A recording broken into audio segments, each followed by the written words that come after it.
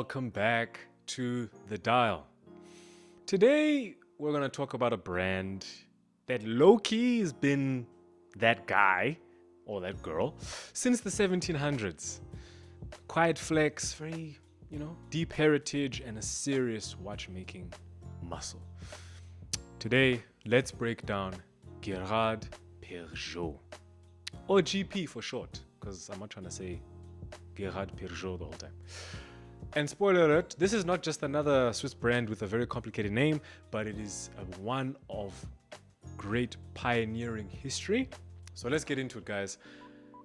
Girard-Perregaux dates all the way back to 1791.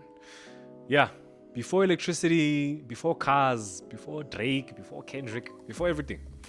The brand starts its roots with a man by the name of Jean-François Beau, a Geneva watchmaker who literally was assembling entire watches by himself. Movement, case, dial, handmade, everything. He was on some one-man mission situation. But fast forward to 1854, Constant Girard marries Marie Perregaux. And boom, Girard-Perregaux is born. We love a power couple in horology. When have you heard that? And GP, well, they didn't just coast around. They innovated. They experimented. They set trends other brands are still catching up to. So let's talk about their signature timepiece, right? The 3 golden bridges tourbillon. Back in 1867, Constant Girard dropped a whole tourbillon movement with 3 visible gold bridges. Not hidden, not functional only. He made the mechanics part of the aesthetic. It was the first time watchmaking said, hey, I'm technical and I'm beautiful. So talk about it. It won awards in Paris, and the design hasn't left GP's DNA since. It's still iconic and it's still relevant. Okay, so GP is not loud, right? But it's also what innovators trust, right? People trust them. In 1966, they made one of the first high-frequency movements at 36,000 vibrations per hour. That meant better accuracy when other brands were still chilling at 18,000. They were early within the in-house quartz movement era, and unlike others, they built their own, and somehow it still felt mechanical.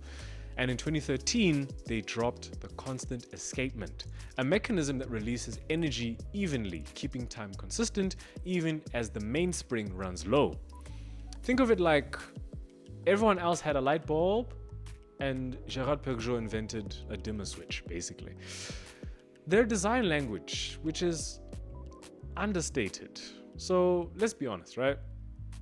A lot of watches chase clout. I'm just gonna say it. Right? Skeleton dials, oversized cases, neon, everything. Girard-Perregaux doesn't scream, but it whispers luxury. Take the 1966 collection, for example. Slim case, sharp hands, subtle details, mid-century modern with a Swiss flair, right? Or even the Bridges collection, where the mechanics are part of the design and the aesthetic. Every screw, every angle, every bridge is intentional. It's like an architectural blueprint you can wear. So let's talk about probably their biggest banger, right? The Laureato sport watch, right? So Girard-Perregaux's Laureato sport watch is a luxury banger, which was dropped in 1975. It's right up there. I'm just gonna say it. It's right up there with the Royal Oak and the Nautilus.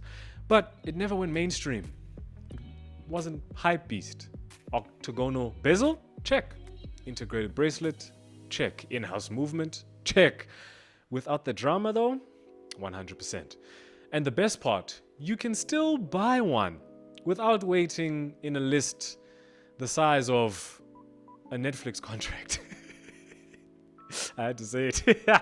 The Laureato is that watch that you wear.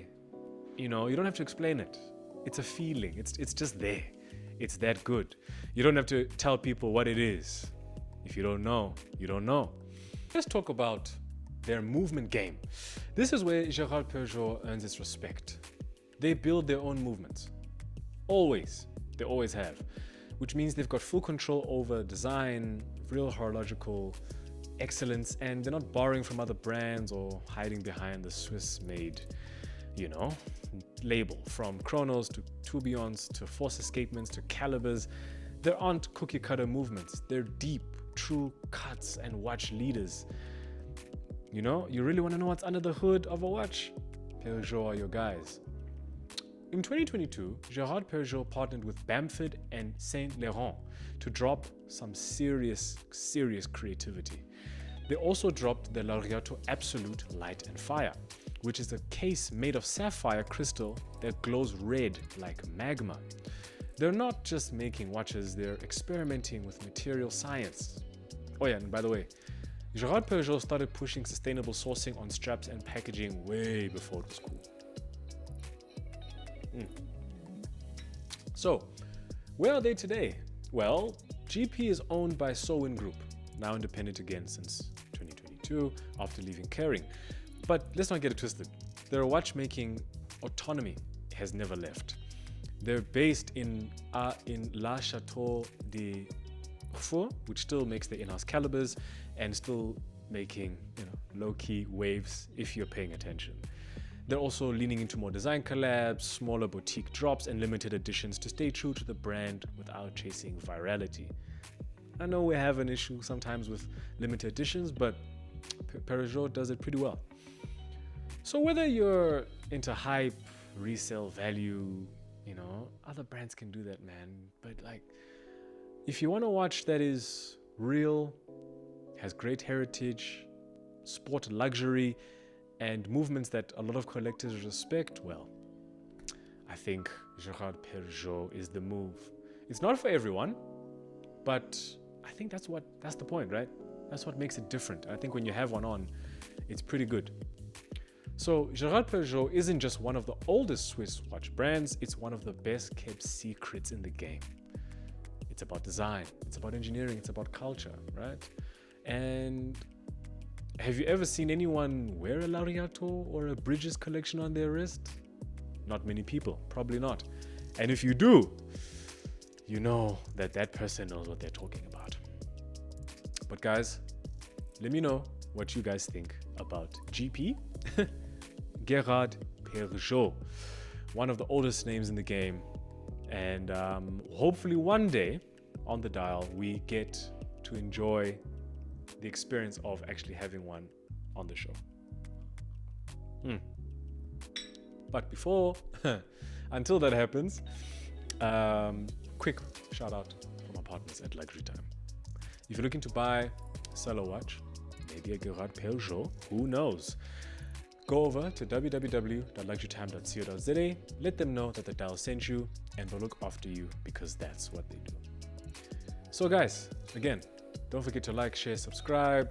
Let us know what you think about Girard-Perregaux. Which brand would you like us to cover next? Old, new, micro, big, whatever. We want to talk about everything.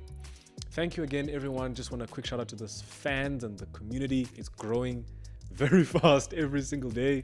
It's really cool to know that there's a community growing and people really love what we're doing, and we love the fact that you guys engage with us, give us your opinions, and please keep them coming. And we really appreciate every single one of you. Literally, you guys make this possible every single week. But yeah, I can yap all day. Until next time, never forget to stay on the watch.